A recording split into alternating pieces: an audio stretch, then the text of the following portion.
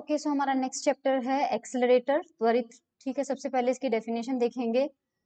वे उपकरण जिनके द्वारा, मतलब वो डिवाइसेस या वो इंस्ट्रूमेंट्स जिनसे हम चार्ज पार्टिकल होते हैं, जैसे कि मान लीजिए इलेक्ट्रॉन हुआ, प्रोटॉन हुआ, अल्फा पार्टिकल हुआ, ड्यूटेरॉन हुआ, इन सबको एक्सेलरेट कर उनकी काइनेटिक एनर्जी में इंक्रीमेंट कर सकें, उनको पार्टिकल एक्सीलरेटर कहते हैं। तो ये डेफिनेशन आपको यहाँ से यहाँ तक याद रखनी है। इंग्लिश में भी मैं दिखा देती हूँ।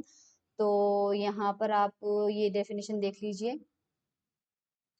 The particle accelerator are the devices built to accelerate or to increase the kinetic energy of the charged particle, such as electrons, protons, deuterium, alpha particles, etc. Okay? Definition के बाद में हम देखो यहाँ पे ये बाकी चीजें इंपॉर्टेंट नहीं है, ये इंपॉर्टेंट है आयन सोर्स, क्योंकि सबसे पहले हमें जिन आयन को एक्सीलरेट करना है, जिन पार्टिकल को एक्सीलरेट करना है, वो हमें मिलेंगे कहाँ से? वो हमें मिलेंगे आयन के सोर्सेस से। सो आयन सोर्स के अंदर हमारे पास यहाँ लिखा हुआ है कि एक्सीलरेटर के लिए हमें आयन जो चाहिए, वो जो देते हैं डिवाइसेस या इंस्ट्रूमेंट, उनको क्या बोलते हैं? आयन सोर्स बोलते हैं। आयन सोर्स में कुछ प्रॉपर्टीज होनी चाहिए। पहले तो इसमें इनफ अमाउंट में, इनफ क्वांटिटी में ऊर्जा, एक फिक्स एनर्जी और फिक्स मोमेंटम के आयन, यहाँ पे आयन आएगा। आयन एक बीम के रूप में होने चाहिए। बीम होती है ना, जैसे लेजर की बीम होती है, वैसे बीम के रूप में आयन आने चाहिए, जैसे गन से शूट करते हैं कंटिन्यू ना, वैसे उस तरह से। और ये साइज में छोटा होना चाहिए, एक्सीलरेटर के बाहर होना चाहिए, बाहर से कंट्रोल हो सके, ताकि हम रोक सके कि जहाँ पे आयन भेजना है, कब भेजना है, कब नहीं भेजना है, तो बाहर से कंट्रोल हो सके। ठीक है, इसकी एफिशिएंसी जितनी अधिक हो सके उतनी अधिक होनी चाहिए, ताकि जो गैस है, जिस गैस से हम आयन प्राप्त कर रहे हैं, उस गैस की खपत कम रखी जा सके, मतलब कम गैस से ज्यादा आयन हम प्राप्त कर सकें। तो ये जो है आयन सोर्स की कुछ प्रॉपर्टीज है। इसके बाद में आपके पास आयन सोर्स कुछ टाइप के यहाँ दिए हुए हैं, क्योंकि ये थ्योरी है इसलिए मैं इसको एक्सप्लेन नहीं कर रही हूँ, आप पढ़ लेना। जैसे मैं पहला टाइप का आयन सोर्स जो होता है वो हॉट कैथोड होता है, इसमें से इलेक्ट्रॉन मिलते हैं बेसिकली। यहाँ पे गर्म कैथोड होता है, और थर्मियोनिक इमिशन के बारे में हमने पढ़ ही लिया है। थर्मियोनिक इमिशन मतलब उस कैथोड को गर्म करते हैं और उससे इलेक्ट्रॉन निकलते हैं। ठीक है, और इस तरह से हमें यहाँ पे इलेक्ट्रॉन जो है उससे मिलते हैं। दूसरा होता है स्पार्क डिस्चार्ज सोर्स होता है, इसमें स्पार्क होता है, स्पार्क में धनायन जो होते हैं वो पल्सेस के रूप में मिलते हैं। इसी तरह से आप इनकी थ्योरी खुद पढ़ सकते हैं। ठीक है, मैग्नेटिक आयन सोर्स होते हैं, इसमें अपन मैग्नेटिक फील्ड लगा के क्या करते हैं, इलेक्ट्रॉनों को स्पाइरल स्पाइरल मोशन देते हैं। स्पाइरल मोशन देते देते और एक पैरेलल करने के लिए कुछ अरेंजमेंट रखा होता है, और वहां पर उसकी एक पैरेलल बीम मिल जाती है, और बाद में ये इलेक्ट्रॉन जो है परमाणु से टकराते हैं, और वहां से हमें पॉजिटिव आयन मिल जाते हैं। इसी तरह से ये रेडियो फ्रिक्वेंसी डिस्चार्ज सोर्स होता है, ये आप पढ़ लेना, ये थ्योरी है। पॉजिटिव आयन सोर्स होता है ये। तो ये कुछ आयन सोर्स यहाँ पे दिए हुए हैं आपको, इनके बारे में आप पढ़ लीजिए। मेन हमारा है एक्सीलरेटर का जो कितने टाइप के होते हैं। सो वो क्लासिफिकेशन ऑफ एक्सीलरेटर जो है वो हम पढ़ेंगे, तो हम ये सारे पढ़ेंगे। वान डी ग्राफ, ना Cockcroft, cyclotron, betatron, synchrotron, proton, synchrotron, linear linear ये लीनियर एक्सीलरेटर है वो वाला, सिंक्रोसाइक्लोट्रॉन, इन सब के बारे में हम डिटेल से पढ़ेंगे। तो पहला आज हम पढ़ेंगे लीनियर एक्सीलरेटर, इसके बारे में हम पढ़ेंगे। तो इसमें इसका कंसेप्ट क्या होता है, इसमें एक चार्ज पार्टिकल लिया जाता है, बार बार उसी पे इलेक्ट्रिक फील्ड लगाकर उसको एक्सीलरेट करके उसकी एनर्जी बढ़ाई जाती है, उसे हम बोलते हैं लीनियर एक्सीलरेटर। ठीक है, अब इसका कंस्ट्रक्शन सबसे पहले देख लेते हैं। तो इसका कंस्ट्रक्शन मैं एक बार यहाँ पे देख लेती हूँ कंस्ट्रक्शन इस वाली नोटबुक में जो है। ओके, पहले मैं इंग्लिश मीडियम वाले बच्चों को ही दिखा देती हूँ। डेफिनेशन मैंने आपको दिखा दी थी। उसके बाद ये आयन सोर्स है। आयन सोर्स में आप देख लीजिए 3 क्वालिटीज होनी चाहिए, ये तीनों क्वालिटीज मैंने अभी समझा दी है। उसके बाद में ये टाइप्स ऑफ आयन सोर्स है, जहां जहां से हमें आयन मिल सकते हैं। First hot cathode arc, then spark discharge source, then magnetic ion source, then radio frequency discharge source, then electron oscillation ion source, इसका पिक्चर भी बना हुआ है। फिर क्लासिफिकेशन हमने पढ़ा था। क्लासिफिकेशन में ये जो लेफ्ट हैंड साइड में लिखे हुए हैं ये सारे हम डिटेल से पढ़ेंगे, किससे कौन सा पार्टिकल होता है, ये अभी वैसे भी आपको याद नहीं रहेगा। तो डायरेक्टली हम उसी पे चलते हैं। लीनियर एक्सीलरेटर सबसे पहले अपन पढ़ेंगे, कंस्ट्रक्शन में आपको बाद में शो कर दूंगी, पहले मुझे इसका डायग्राम यहाँ का यूज करना है, so that I can explain in Hindi also. Okay, तो सबसे पहले एक लीनियर एक्सीलरेटर में होता क्या है कि अलग अलग लेंथ के, जैसे कि L1 L2 L3, इसकी मेटल की सिलेंड्रिकल ड्रिफ्ट ट्यूब्स होती हैं और उनके बीच में इक्वल गैप होता है, बराबर का गैप होता है। ठीक है, ये जो नलिकाएं होती है ये मेटल की होती है, ये ऑल्टरनेटिवली एक एसी वोल्टेज सोर्स से जुड़ी हुई होती है। ठीक है, एयर करंट जो अल्टरनेटिंग करंट होता है ना, एसी वोल्टेज सोर्स से जुड़ी हुई होती है। और ये ऑल्टरनेटिवली का मतलब क्या है कि विषम क्रम की संख्याएं जो होंगी वो उसके एक सिरे से, कहने का मतलब है जैसे C1 C3 C5 जो है ये विषम संख्या वाली है, ऑड नंबर वाली है, ये पॉजिटिव होती है। तब C2 C4 C6 आएगा यहाँ पे, C2 C4 C6 सम संख्या वाली जो होती है वो नेगेटिव पोलैरिटी से जुड़ी होती है, क्योंकि एसी करंट या एसी वोल्टेज इस तरह से होता है हमारे पास में, करेक्ट, इस तरह से होता है, ये पॉजिटिव पार्ट होता है, फिर ये नेगेटिव। तो C1 C3 C5 जब पॉजिटिव होंगी तब C2 C4 C6 जो होंगी वो नेगेटिव होंगी। ठीक है, इन ट्यूब को बोला गया है।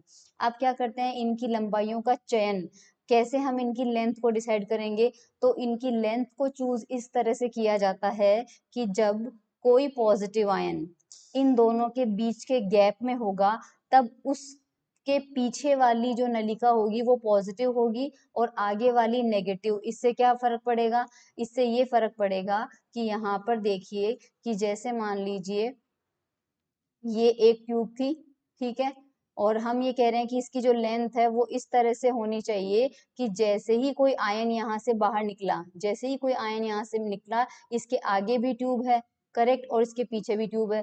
तो जैसे ही अगर ये आयन पॉजिटिव है तो इनकी लेंथ इस तरह से होनी चाहिए कि एक नलिका से बाहर निकलते ही जो पीछे वाली नलिका है वो तो हो जाए पॉजिटिव और उसके आगे वाली हो जाए नेगेटिव। वैसे भी ऑल्टरनेटिव, एक पॉजिटिव होगी एक नेगेटिव होगी, एक पॉजिटिव होगी एक नेगेटिव होगी। उससे होगा क्या कि ये दोनों पॉजिटिव पॉजिटिव है तो इन दोनों के बीच में रिपल्शन लगेगा, यानी पीछे वाली जो नलिका होगी वो इस आयन को धक्का देगी आगे की तरफ, और ये आगे नेगेटिव चार्ज वाली नलिका है ये इस पॉजिटिव आयन को करेगी खुद की तरफ अट्रैक्ट। तो पीछे से पुश मिल रहा है और आगे से अट्रैक्शन मिल रहा है, तो होगा क्या, इसको एक्सेलरेशन मिल जाएगा, यानी इसका त्वरण हो जाएगा। यहाँ पे त्वरण से ऑब्वियसली इसकी स्पीड बढ़ जाएगी, अगर इसकी स्पीड बढ़ गई तो इसकी काइनेटिक एनर्जी जो कि हाफ mv² है वो बढ़ जाएगी। तो हर बार क्या होगा, गैप के अंदर जब पार्टिकल रहेगा तभी उसकी एनर्जी जो है वो बढ़ेगी। वो कैसे बढ़ेगी आपको बता दिया है, ठीक है। तो इससे धनायन जो है वो त्वरित होगा। नलिका के अंदर क्या होगा, ट्यूब के अंदर इलेक्ट्रिक फील्ड जीरो होगी। अब देखो ट्यूब के अंदर अगर इलेक्ट्रिक फील्ड जीरो है तो जब उसमें क्यू चार्ज का हमारा आयन होगा तो उस पर लगने वाला फोर्स भी क्या हो जाएगा, जीरो। और जब फोर्स जीरो होता है तो फोर्स क्या होता है, एम ए भी जीरो हो जाएगा, यानी कि एक्सेलरेशन जीरो हो जाएगा। एक्सेलरेशन जब होता है जीरो तो v क्या होता है, कांस्टेंट होता है, क्योंकि जो एक्सेलरेशन होता है वो क्या होता है, dv/dt होता है। तो आपकी वेलोसिटी कांस्टेंट रहेगी। तो जब तक वो आयन ट्यूब के अंदर रहेगा वो एक सीधी रेखा में नियत वेग से, तो जो धनायन है वो उस नलिका में नियत वेग से सरल रेखा में गति करेगा। ठीक है, अब हमारा जो इलेक्ट्रिक फील्ड है जिसे, उसकी फ्रीक्वेंसी किस तरह से होनी चाहिए, इलेक्ट्रिक फील्ड की फ्रीक्वेंसी हमारी इस तरह से होनी चाहिए कि जब कोई धनायन किसी भी नलिका से बाहर निकले तब वह नलिका धनात्मक हो जाए और आगे वाली नलिका ऋणात्मक हो जाए। ये तो मैंने अभी बताया था। इसका मतलब क्या है, इसका मतलब ये कि गैप के अंदर ये जो समय है वो विद्युत क्षेत्र के आवर्तकाल का आधा होना चाहिए। क्यों आधा होना चाहिए, क्योंकि जो हमारा सिग्नल है वो सिग्नल इस तरह से है, और हमें पता है यहाँ जीरो होता है, यहाँ पर टी टाइम होता है और यहाँ पर क्या होता है, t/2 होता है।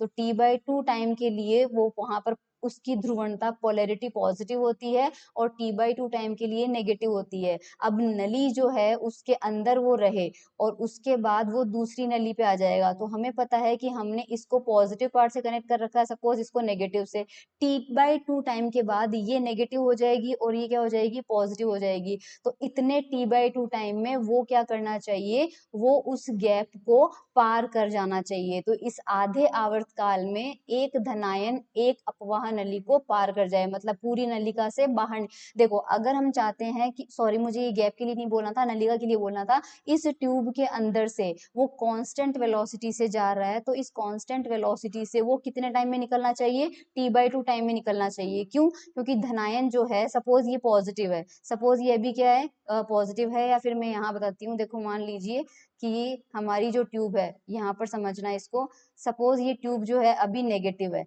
और इसके अंदर हमारा पॉजिटिव पार्टिकल जो है वो एंटर कर रहा है, चल रहा है चल रहा है चल रहा है चल रहा है चल रहा है। अगर इसने t/2 टाइम में नलिका को पार करके ये जस्ट बाहर आया, और अगर जस्ट बाहर आ गया तब तो ठीक है, क्योंकि तब ये क्या हो जाएगी, पॉजिटिव हो जाएगी और ये इसको धक्का देगी ताकि ये और आगे जाएगा। अब इसका उल्टा केस लेते हैं, अगर ऐसा ना हुआ तो क्या होगा, तो मान लीजिए ये नेगेटिव है और हमारा जो पॉजिटिव चार्ज है वो चला चला चला t/2 टाइम से आगे या पीछे लिया, t/2 टाइम से पहले ही बाहर निकल गया। अगर पहले बाहर निकलेगा तो यहाँ पर पॉजिटिव चार्ज होगा, ये अभी भी नेगेटिव है, तो ये नली वापस इसको अंदर खींच लेगी, वो हम नहीं चाहते हैं। इसलिए एक पूरी नलिका को पार करने में समय कितना होना चाहिए, जो हमने AC वोल्टेज लगाया है उस AC वोल्टेज का अगर आवर्तकाल t है, इलेक्ट्रिक फील्ड जो हमने लगाई है, तो t/2 टाइम में पूरी नलिका पार हो जानी चाहिए। फ्रीक्वेंसी इस तरह से हमें एडजस्ट करनी पड़ेगी, तब धनायन अपवाह नलिकाओं से बाहर आते समय प्रत्येक बार त्वरित होगा, ऊर्जा ग्रहण करेगा,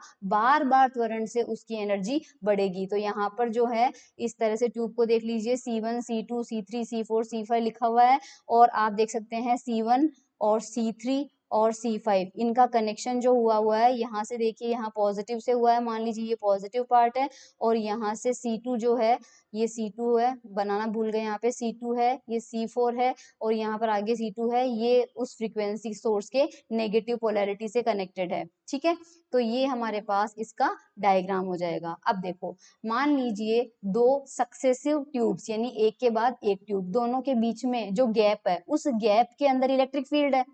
ट्यूब के अंदर तो इलेक्ट्रिक फील्ड 0 है, इसलिए उसके अंदर तो वो कांस्टेंट वेलोसिटी से मूव कर रहा है, लेकिन जो बीच में गैप है, उस गैप में हमने इलेक्ट्रिक फील्ड लगाई है, और गैप में जो इलेक्ट्रिक फील्ड आएगी वो किससे आएगी, V वोल्टेज से, वोल्टेज लगाना पड़ेगा। हमने AC वोल्ट लगाया ना, तो वो AC वोल्ट मान लीजिए कितना है, इतना है V प्राइम बराबर V cos ओमेगा टी। यहाँ पे आप V साइन ओमेगा टी भी ले सकते हैं। कैपिटल V उसकी पीक वैल्यू होगी, यानी मैक्सिमम वैल्यू होगी, क्योंकि कॉस थीटा या साइन थीटा की मैक्सिमम वैल्यू कितनी होती है, +1 होती है।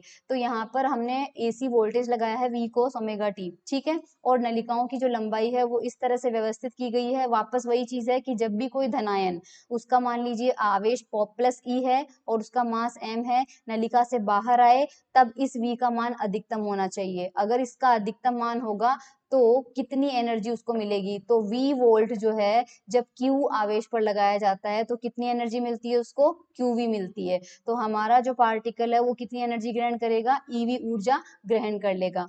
अब हम मान लेते हैं NV नलिका है और उसकी लंबाई है LN, और उसके अंदर वो कांस्टेंट वेलोसिटी से मूव कर रहा है, और वो कांस्टेंट वेलोसिटी है VN। तो हमने अब तक जितना पढ़ा, इस नलिका अंतराल को पार करने में लगा हुआ समय हमें पता है, जो हमने अप्लाई वोल्टेज किया उसके आवर्तकाल का आधा होना चाहिए। आवर्तकाल का आधा कितना है, t/2 है, और नलिका की लंबाई ln है और उसमें वो vn वेग से चल रहा है, स्मॉल vn वेग से चल रहा है, तो समय कितना लगेगा, t is equals to length upon speed, इतना टाइम उसको लगना चाहिए, और ये टाइम आवर्तकाल का आधा होना चाहिए। तो t/2 जो है वो ln अपॉन vn, अगर इस शर्त का पालन होगा तो हम ये कह पाएंगे कि जितने टाइम में वो ट्यूब के अंदर से निकलेगा, उतने टाइम में ट्यूब की पोलैरिटी चेंज हो जाएगी, ताकि उस धनायन को धक्का लगेगा, पुश लगेगा, क्योंकि वो पॉजिटिवली चार्ज हो जाएगी। अब हमारे पास देखते हैं, एक बार नलिका के अंतराल में से निकलने के बाद उसकी ऊर्जा में EV वृद्धि होती है। उसने कितनी नलिकाएं पार की है, N, तो उसकी टोटल एनर्जी में कितनी वृद्धि होगी, NeV, और उसकी काइनेटिक एनर्जी कितनी होगी उस टाइम पे, ½mVn², क्योंकि उस टाइम पे उसकी वेलोसिटी कितनी होगी, Vn। तो ये काइनेटिक एनर्जी उसकी कितनी हो जाएगी, NeV के बराबर हो जाएगी। यहाँ से Vn की वैल्यू निकाल लेंगे तो ये उसकी वेलोसिटी होगी। अब हमें Vn की जो वैल्यू है, अगर ये Vn की वैल्यू उठा के अपन यहाँ पे रख दें, यहाँ पे रख के ln का मान निकालें, तो ln का मान आएगा जो इक्वेशन नंबर 3 में आपको दिया हुआ है। यहाँ से एक रिजल्ट रिजल्ट आपको मिल रहा है कि ln जो है वो प्रोपोर्शनल है रूट ऑफ स्मॉल n के। तो इससे हमें लेंथ के बारे में अंदाजा मिलता है कि L1 अनुपात L2 अनुपात L3 अनुपात किस होने चाहिए, 1 अनुपात √2 अनुपात √3 अनुपात √4 अनुपात, इस अनुपात में लंबाइयां होनी चाहिए, जो मैं आपको दिखा देती हूँ। ठीक है, देखो यहाँ पे आपको ये वाली वैल्यू मिली है ln की, फ्रीक्वेंसी हमारे पास होती है 1/t, तो यहाँ पर t की वैल्यू जो है वो 1/f है, तो अगर इस t की जगह आप 1/f रखेंगे तो एक फॉर्मूला फ्रीक्वेंसी के टर्म में आपको ये भी मिल जाएगा। ठीक है, ये वाला सेम फॉर्मूला यहाँ पर भी लिखा हुआ है, और ln √n के बराबर प्रोपोर्शनल है, वो भी हमें मिल गया। तो लंबाइयां जो है वो इस अनुपात में होनी चाहिए। ओके, ये हमें पता चल गया। और टोटल एनर्जी जब वो बाहर आएगा तो कितनी हो जाएगी, मान लीजिए कैपिटल N ट्यूब्स हैं, तो कैपिटल N टाइम्स EV जो है उसकी ऊर्जा होगी। ठीक है, अब देखो अगर मान लीजिए जो धनायन गया है, अगर पहले से उसके पास कुछ काइनेटिक एनर्जी थी, तो पहले उनकी ऊर्जा की थी, तो हमें पता है अभी भी हमने देखा उसको कितनी एनर्जी मिल रही है हमारे लीनियर एक्सीलरेटर से, NeV, और k ऊर्जा उसके पास पहले से थी काइनेटिक एनर्जी, तो उसके लास्ट में टोटल काइनेटिक एनर्जी कितनी हो जाएगी, NeV प्लस k। यहाँ से Vn की वैल्यू निकालेंगे और ऊपर वाले फॉर्मूले में पुट करेंगे, तो Ln की वैल्यू इस बार आपके पास ये आ जाएगी, और लास्ट में उसकी टोटल एनर्जी इस प्रकार ये हो जाएगी। ठीक है, अब इसमें फोकसन भी होता है, फोकसिंग भी होती है। वो फोकसिंग कैसे होती है, देखो लीनियर एक्सीलरेटर में जो आयन होते हैं उनकी दो तरह की फोकसिंग होती है, रेडियल फोकसिंग और फेज फोकसिंग। दोनों का मतलब मैं समझाती हूँ। रेडियल फोकसिंग क्या होती है, दो नलिकाओं के बीच में जो इलेक्ट्रिक फील्ड की लाइनें होती है उन लाइनों के कारण होती है। अब उन लाइनों के कारण कैसे होती है, तो मैं डायग्राम आपको बताती हूँ, ये डायग्राम को ध्यान से देखिए। यहाँ पर हमारे पास इलेक्ट्रिक फील्ड की लाइनें इस तरह से होती है, डॉटेड लाइन वाली पार्ट। आपने पॉजिटिव और नेगेटिव का देखा होगा। अगर किसी यहाँ पर निकालना चाहूँ मैं इलेक्ट्रिक फील्ड की वैल्यू, तो इस पॉजिटिव की वजह से इलेक्ट्रिक फील्ड की डायरेक्शन कौन सी होगी, इस डायरेक्शन में होगी, और ये नेगेटिवली चार्ज है, इसकी वजह से जो इलेक्ट्रिक फील्ड होगी वो इसकी तरफ होगी। तो दोनों का जो रिजल्टेंट है वो किधर होगा, इधर होगा। सिमिलरली अगर इस पॉइंट पे निकालें तो इस पॉइंट में इलेक्ट्रिक फील्ड इधर होगी और नेगेटिव इधर होगी, तो इसका जो रिजल्टेंट है वो इधर आ जाएगा। तो इस तरह से यहाँ यहाँ यहाँ मतलब इसकी जो डायरेक्शन होगी वो ऐसे ऐसे ऐसे ऐसे ऐसे हर पॉइंट पर। तो अगर आप उनको पॉइंट को मिलाएंगे तो उसका शेप इस तरह से आ जाएगा। तो यहाँ पे ऊपर देखो उसका शेप जो है वो इस तरह से आएगा। ये तब है जब ये पॉजिटिव है ट्यूब और ये वाली नेगेटिव है ट्यूब, और नीचे जो है वो इस तरह से कर्व हो जाएगा, क्योंकि यहाँ पर सारा ये मतलब ये पॉजिटिव है, पूरा किनारा जो है वो पॉजिटिव है, ये पॉजिटिव चार्ज है, ये पॉजिटिव चार्ज है यहाँ पे इतना सारा। ठीक है, और यहाँ पर ये नेगेटिव चार्ज है, क्योंकि अंदर से तो ट्यूब खाली है, अंदर से तो ट्यूब खाली, तो चार्ज कहाँ पे रहेगा, सरफेस पे रहेगा, सिर्फ ये नेगेटिव चार्ज है। तो पॉजिटिव और नेगेटिव चार्ज की वजह से जो इलेक्ट्रिक फील्ड की लाइनें होंगी उनका शेप इस तरह का होगा, और जो भी चार्ज पार्टिकल बाहर से निकलेगा, क्योंकि एक पार्टिकल तो निकलेगा नहीं, देखो एक पार्टिकल यहाँ पे भी हो सकता है, यहाँ पे भी हो सकता है, यहाँ पे भी हो सकता है ना, किनारे पर भी हो सकता है। तो किनारे वाला जो है, अब सबसे पहले अपन किनारे वाले को ऑब्जर्व करते हैं, क्योंकि जो बीच वाला है वो तो वैसे भी बीच में ही आ रहा है, वो तो वैसे भी अक्ष के अनुदिश गति कर रहा है। तो हम क्या करेंगे, सबसे किनारे वाले पार्टिकल को लेते हैं। तो किनारे वाले पार्टिकल को लेने के लिए आपको एक चीज समझनी है कि उसका फोकसन कैसे हुआ। तो किनारे वाला पार्टिकल जो है वो सपोज करो यहाँ से, और ये हमारा पाथ था, करेक्ट, और इसकी एक्सिस थी यहाँ से, इसकी एक्सिस जो है यहाँ पर है, अक्ष ये है, अक्ष की तरफ उसका आना, अक्ष की तरफ किसी आयन का आना, मतलब वो नीचे की तरफ क्यों आएगा, तो आप देखिए कि वो जब इस डायरेक्शन में आएगा, जब जब वो पार्टिकल यहाँ पे रहेगा, जब वो पार्टिकल यहाँ पे रहेगा तो उसकी वेलोसिटी यहाँ पे है, करेक्ट। अब इलेक्ट्रिक फील्ड की लाइन है हमारे पास इस तरह से है, तो उस टाइम पे अगर उसका वेलोसिटी ये है तो उसके दो कंपोनेंट बनते हैं, एक हॉरिजॉन्टल कंपोनेंट बनता है और एक वर्टिकल कंपोनेंट बनता है। जो इलेक्ट्रिक फील्ड हमने लगाई है वो बिल्कुल हॉरिजॉन्टल डायरेक्शन में लगाई है, इस डायरेक्शन में लगाई है, पॉजिटिव से नेगेटिव की तरफ। तो अक्ष के अनुदिश जो है उसका वेग कंटिन्यू बढ़ रहा है। तो यहाँ पर ध्यान देना, अक्ष के अनुदिश वेग जो है वो कंटिन्यू बढ़ने का क्या मतलब है, यहाँ से शुरू हो, ये अक्ष है, रेड लाइन से बनाई है मैंने, पार्टिकल जो है उसको हम ये कह रहे हैं कि उसका जो पूरा एक्सेलरेशन होगा वो दोनों नलिकाओं के गैप के अंदर होगा। फिलहाल पार्टिकल जब यहाँ है तो मान लीजिए उसका वेलोसिटी 1 मीटर पर सेकेंड होगा, ठीक है। उसके बाद उसका एक्सेलरेशन होगा, तो यहाँ पर है तो मान लीजिए 2 मीटर पर सेकेंड होगा, यहाँ पर मान लीजिए 3 मीटर पर सेकेंड होगा, यहाँ पर मान लीजिए 4 मीटर पर सेकेंड होगा। तो उस गैप में भी उस पार्टिकल का जैसे जैसे वो आगे जाता जा रहा है, अक्ष के अनुदिश उसका वेग बढ़ता जा रहा है। अब अक्ष के अनुदिश उसका वेग बढ़ते जा रहा है, तो मान लीजिए कि जब पार्टिकल यहाँ पे था, ठीक है, तो उस टाइम पे अक्ष के अनुदिश एक कंपोनेंट वेलोसिटी का ये था, करेक्ट, ये तो ऊर्ध्वाधर कंपोनेंट हो गया, और एक उसका अक्ष के अनुदिश कंपोनेंट होगा, ये अक्ष के अनुदिश कंपोनेंट होगा। तो एक इधर है कंपोनेंट और एक इधर है कंपोनेंट, तो उनका रिजल्टेंट कंपोनेंट जो है वो टुवर्ड्स द एक्स इस डायरेक्शन में हो जाएगा। ये यहाँ पे डायग्राम में देखिए, डायग्राम में आपको ये यहाँ पे दिख जाएगा। फर्स्ट हाफ की बात अपन कर रहे हैं, है ना, फर्स्ट हाफ की बात अपन कर रहे हैं। तो फर्स्ट हाफ में यहाँ पे उसका ये तो है अक्ष की तरफ वर्टिकल कंपोनेंट, और एक अक्ष के अनुदिश होगा, एक क्या होगा, अक्ष के अनुदिश होगा, और इन दोनों का जो रिजल्टेंट होगा वो रिजल्टेंट आपको यहाँ पर मिल रहा है। ठीक है, तो दो कंपोनेंट पार्टिसिपेट कर रहे हैं, एक तो वर्टिकल कंपोनेंट और एक अक्ष के अनुदिश। लेकिन अक्ष के अनुदिश वाला पता है अपन को, मान लीजिए अक्ष के अनुदिश वाला कितना है, 2 मीटर पर सेकेंड पर अपन बात कर रहे हैं। ये 2 मीटर पर सेकेंड पर इसलिए बात कर रहे हैं क्योंकि 2 मीटर पर सेकेंड जो है वो शुरुआती हाफ पार्ट के अंदर है, वो शुरुआती हाफ पार्ट के अंदर है। अब अपन अदर हाफ के अंदर बात करते हैं 3 मीटर पर सेकेंड पे। तो 3 मीटर पर सेकेंड पे आते आते देखो इधर तो पार्टिकल ऐसे आ रहा है टुवर्ड्स द एक्सिस, अब पार्टिकल जा रहा है अवे फ्रॉम द एक्सिस। अगर अवे फ्रॉम द एक्सिस जाएगा तो भी उसके दो कंपोनेंट होंगे। अब आप खुद सोचिए, जब पार्टिकल को इधर आना था, इधर आना था, तो उसका अक्ष के अनुदिश कंपोनेंट तो हमेशा इधर ही था, लेकिन और उसका वर्टिकल कंपोनेंट नीचे होना चाहिए। तो ये पहले हाफ में पिक्चर बन रही थी, करेक्ट। लेकिन अब पार्टिकल ऐसे जा रहा है, अब पार्टिकल ऐसे जाएगा तो दो एरो किधर बनेंगे, अभी भी अक्ष के अनुदिश तो ऐसा बनेगा, लेकिन वर्टिकल कंपोनेंट ऊपर की तरफ बनेगा। तो वर्टिकल कंपोनेंट आपने बना लिया ऊपर और अक्ष के अनुदिश बना लिया इधर। लेकिन अक्ष के अनुदिश वाला जो कंपोनेंट होगा वो पहले हाफ में छोटा बनेगा और दूसरे हाफ में बड़ा बनेगा, क्योंकि यहाँ वेलोसिटी 2 मीटर पर सेकेंड थी और यहाँ वेलोसिटी 3 मीटर पर सेकेंड थी। ठीक है, तो इस वजह से उसका जो अक्ष के अनुदिश वाला कंपोनेंट है वो तो यहाँ छोटा रहेगा और यहाँ पे क्या रहेगा, बड़ा रहेगा। तो इस वजह से अब आप देखिए कि पार्टिकल इधर आया, पार्टिकल इधर आया तो आपके पास यहाँ पर ये वर्टिकल कंपोनेंट हो गया, और यहाँ पे पार्टिकल अक्ष से दूर गया, अक्ष से उतनी ही अमाउंट में जितनी दूरी पर ये है, जितनी दूरी पर ये होने का मतलब है कि यहाँ पर देखो दोनों टाइम पे अपन ने सेम टाइम पे वो किया है। एक मिनट ना, ये दो पिक्चर्स आपको दिखाना चाहती हूँ मैं। यहाँ पे देखिए, जब पार्टिकल यहाँ पे था तो ये उसका टुवर्ड्स द एक्सिस था वर्टिकल कंपोनेंट, और ये अवे फ्रॉम द एक्सिस है।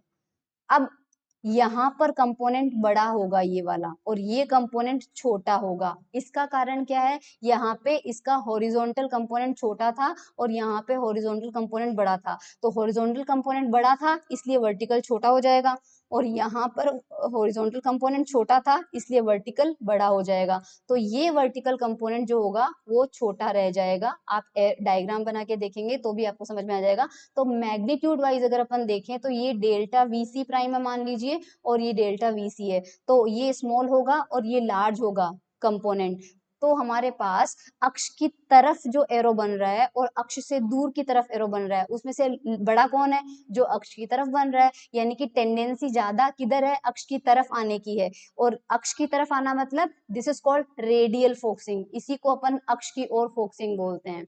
ठीक है, तो देखो अब क्योंकि नलिकाओं के इस अंतराल के मध्य त्वरित होता है, इसलिए अक्ष के अनुदिश कण का वेग, अक्ष के अनुदिश कण का वेग सतत बढ़ते रहेगा, और दूसरे आधे भाग में वेग जो होगा वो पहले आधे भाग से अधिक होगा। तो आई होप ये चीज आपको समझ में आ गई होगी कि जब वो गैप में है, जब वो गैप में है, यहाँ पर दो पार्ट है, तो यहाँ पर अक्ष के अनुदिश हॉरिजॉन्टल कंपोनेंट छोटा होगा और यहाँ पर बड़ा होगा। इसलिए यहाँ पर आपको अगर पार्टिकल को इधर आना है, पार्टिकल को इधर आना है, तो इसका वर्टिकल कंपोनेंट जो होगा, इसका इस बार इसका वर्टिकल कंपोनेंट ज्यादा होगा, और इस बार हॉरिजॉन्टल ज्यादा हो गया, तो वर्टिकल क्या होना पड़ेगा, इसका छोटा होना पड़ेगा, और इस बार ये छोटा है तो ये बड़ा हो जाएगा। तो कुल मिला के अक्ष के अनुदिश जो है उसकी फोकसिंग हो जाएगी। सो इस वजह से ये मैग्नीट्यूड यहाँ पे ऐसे लिखा हुआ है। तो यहाँ पर इसके अंतराल में इसकी फोकसिंग हो गई, ये रेडियल फोकसिंग है, और कला फोकसिंग यानी फेस फोकसिंग वहीं पे हो गई थी। फेस फोकसिंग का मतलब है उसका जो t/2 टाइम है वो सिंक्रोनाइज हो रहा है, उसके ट्यूब के अंदर जितना टाइम वो स्पेंड कर रहा है उतने ही कोण में, उतने ही एंगल के अंदर उसकी पोलैरिटी चेंज हो जा रही है, वो फेस फोकसिंग होती है। तो इसके अंदर रेडियल और फेस फोकसिंग दोनों हो जाती है। इसकी कुछ लिमिटेशंस भी हैं। इसकी जो साइज होता है वो लगभग 3 किलोमीटर होने के कारण, ऑब्वियसली 3 किलोमीटर लंबा कोई इंस्ट्रूमेंट है तो कितना मतलब इजी नहीं होगा उसको मैनेज करना। इतने लंबे भाग में निर्वात बनाए रखना भी मुश्किल है, क्योंकि एक ही आयन है हमारा, हम नहीं चाहते दूसरे आयनों से टकराएं और वो अपनी एनर्जी खर्च करता रहे। तो यहाँ पे इसमें कणों या आयनों की धारा जो होती है वो पल्सेस के रूप में प्राप्त होती है। तो ये था लीनियर एक्सीलरेटर। इसमें मेन पार्ट ये फोकसिंग का ही है जो आपको समझना है, जो मैं लिटरली मुझे ऐसा लग रहा है कि मैं उतना अच्छे से नहीं समझा पाई इसको, कि अक्ष के अनुदिश उसका एरो जो होगा, मतलब अक्ष के अनुदिश फोकसिंग क्यों होगी। आप बस इतना सा ध्यान रखिएगा कि फर्स्ट हाफ में उसकी अलोंग द एक्सिस वेक्टर छोटा था, इसलिए ऊर्ध्वाधर वर्टिकल कंपोनेंट बड़ा था, और सेकेंड हाफ में अक्ष के अनुदिश वाला पार्ट बड़ा था, इसलिए वर्टिकल कंपोनेंट छोटा हो गया। बस इतना सा समझिएगा जिससे आपको ये समझ में आ जाएगा। तो ये तो था हमारा लीनियर एक्सीलरेटर। मैं इंग्लिश मीडियम वाले बच्चों को दिखा देती हूँ पूरा। तो देखो ये कंस्ट्रक्शन है लीनियर एक्सीलरेटर की, उसके बाद ये डायग्राम है, उसके बाद ये थ्योरी है,